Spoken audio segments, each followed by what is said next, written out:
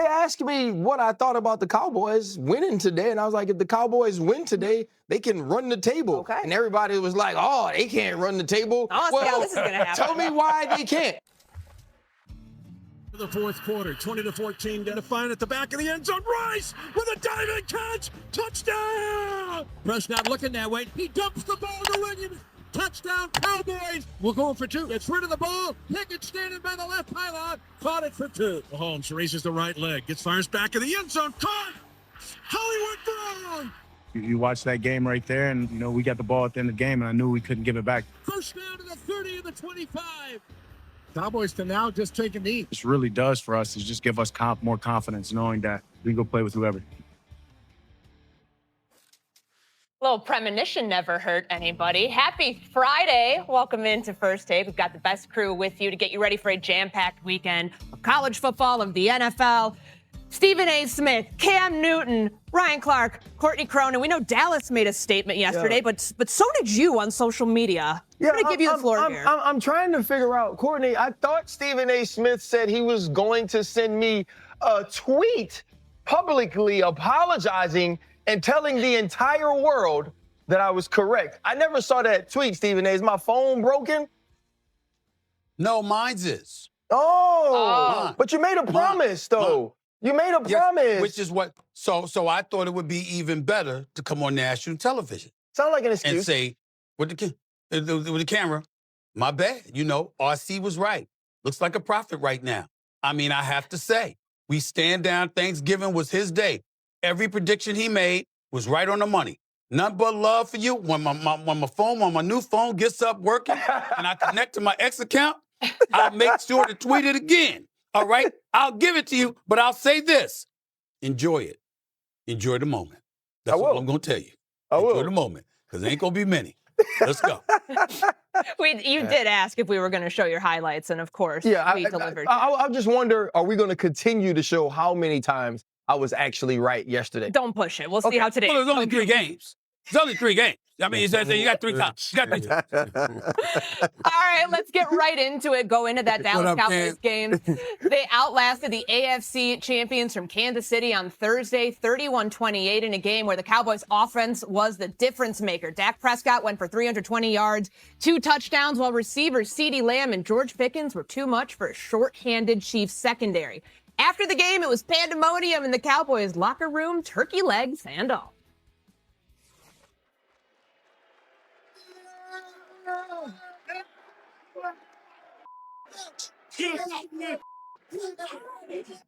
How about those last 4 days? How about those last 4 days? The heartbeat of this football team is different.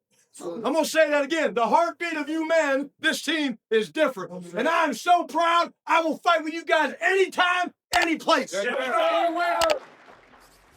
Man, what a week it has been for the Dallas Cowboys. Stephen A., what kind of statement did you see from Dallas last night? Well, I thought it was a profound statement. They're going up against Patrick Mahomes and the Kansas City Chiefs. Just give credit where credit is due. Just after beating the Philadelphia Eagles, they didn't rest on their laurels. They showed up on Thanksgiving Day and showed out, accumulated 457 yards of offense. That's a season high allowed by the Kansas City Chiefs, scoring 31 points. That tied for a season high allowed by the Kansas City Chiefs. We know they had 10 penalties. We know they had like 5 pass interference calls and all of this other stuff. We get that part, but in the end, Dallas is just reminding us that their offense is prolific. It is Super Bowl caliber. It is led by Dak Prescott. These brothers in Pickens and CeeDee Lamb are no joke. We knew that CeeDee Lamb wasn't going to have another game like he had Sunday against Philadelphia. He wasn't going to drop passes this go-round. He balled out. We give them their respect where it's due. We give RC his respect where it's due. Went up to the board looking like Orange Crush, with the orange suit and all of that, and told us all, what was going to happen. I thought that the Chiefs could still get them, but in the end, the Dallas Cowboys deserve a lot of credit on this day. But having said that, I'd just like to caution RC and everybody else. It's important to bring this up. Dak Prescott wins games in September. He wins games in October. He wins games in November. And in December, my God, he wins like 72% of his games. And then January arrives. And that is when everything comes tumbling down. You understand? Winning 33% of this. But not back-to-back, right? Not back-to-back. This was in a 4-day span. Okay, because Denver fans are now mad they didn't get the woo. 31-28. Dak Prescott, 27 of 39, 320, 2 touchdowns and an interception. The interception came very early. The interception happened. Kansas City scores. I turned to my brother-in-law and I said, "Oh, Kansas City's gonna kill him." That was a good take. Why would you say that, though? We just saw the Cowboys come from behind, down 21 to the Philadelphia Eagles 4 days ago. Yeah, because I thought Kansas City was going to kill him. But we believe more in the Eagles than we do the Chiefs. Yeah, I thought Kansas City was going to kill him yesterday, and I was dead wrong. 7 for 112 and a touchdown for CeeDee Lamb. George Pickens, 6 for 88 in this game. I think right now the best wide receiving core in the league, the way in which they're playing. Dallas did get some breaks late. You know, they had a fumble on a drive, 28-21. Where Pickens fumbled the ball and Turpin recovered it to kick the field goal ultimately. And then on the final drive, up 3 points, Dallas getting 2 defensive pass interferences called, debatable on both, on Kansas City. What? You thought those calls down the stretch were debatable? I thought they were a little debatable. They weren't. Okay. That was DPI, sir. All right. I thought they were a little debatable. You can't hold the front shoulder of the receiver and not allow the guy to turn and catch the ball. Well, any way you cut it, Dallas is now 6-5-1 on the year. They win 31-28 over the Kansas City Chiefs. And the Dallas Cowboys now have to be discussed as a potential playoff team. What do we think? Do we think the Dallas Cowboys are now a potential playoff team? Or are they too far behind? And this is all kind of an extended look at next year's version of the Dallas Cowboys. Yeah, I still think it's a long shot for the Dallas Cowboys to make the playoffs because they're going to have to go the route of the wild card. And you have so many teams in the NFC that have a lot of wins already banked up. I mean, I'm just looking at what is it, 1, 2, 3, 4, 5, 6 teams that already have 8 wins. And we literally just kicked off week 13. Mm-hmm. I don't know that they're going to be able to get a wild card. They're going to have some help. Now, what I do think is that they can make it really interesting down the stretch, especially for a team like Detroit that's fighting for their playoff lives, because the Dallas Cowboys are the team in the NFC that nobody wants to play. They can block you and they can beat blocks. They are a physical outfit. They're going to give it to you up front. And you better be ready to match that level of physicality, that level of intensity. And yesterday, it was clear that the Chiefs' offensive line was not up for the task. They just weren't. They either got banged up or they tapped out, one of the two. And I'm not too sure it wasn't the latter. Because those dudes from Dallas are a problem. They find a way to hunt. They find a way to be able to get after the quarterback. After playing against the Raiders, playing against the Eagles, they had double-digit of those guys up front being able to get after it. 14 pressures on Patrick Mahomes, 9 quarterback hits. So, yeah, even though you don't have passer, being able to force Mahomes to move around, seeing Mahomes gimping off the field with that ankle injury after they landed on it, all those things have an accumulative effect on the version of the Kansas City Chiefs offense that you're going to see. And so, yeah, Dallas Cowboys, they might not make the playoffs, but they are the team in the NFC that is going to take their pound of flesh. They've won 3 in a row. They're sitting there at 6-5-1. Dak is playing arguably his best football. He's in the MVP conversation now. CeeDee Lamb, a week after having those drops, took accountability for that, showed up yesterday. George Pickens still. True, that's a good point. And I said this before, and I think it's worth emphasizing again. They got it right with Brian Schottenheimer. I am so impressed with the way that he has this team rolling. When you think about all the circumstances, a first-time head coach, they move on from Micah Parsons, their best player, right before the start of the season. You have an owner who's always going to be in the headlines and want to exert a certain amount of control. You have a team that had some inconsistency that you needed to rally. You had, of course, the tragic passing of a teammate in season. And despite all of that, these guys are playing as one. They are playing tough, smart football. And they just had 2 huge wins. Brian Schottenheimer is doing an awesome job. So that's interesting. Brian Schottenheimer is doing an awesome job. You said they got it right.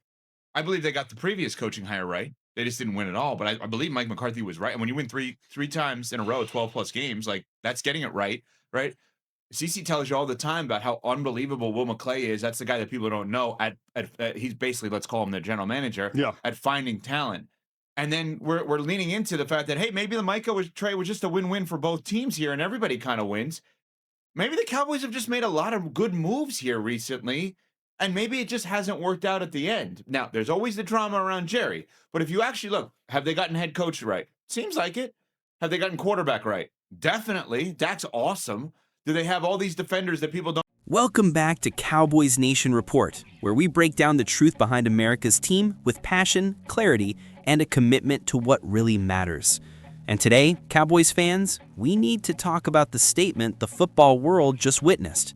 Because after back-to-back performances that shook the league, the Dallas Cowboys are no longer a maybe, a question mark, or a punchline for national debate.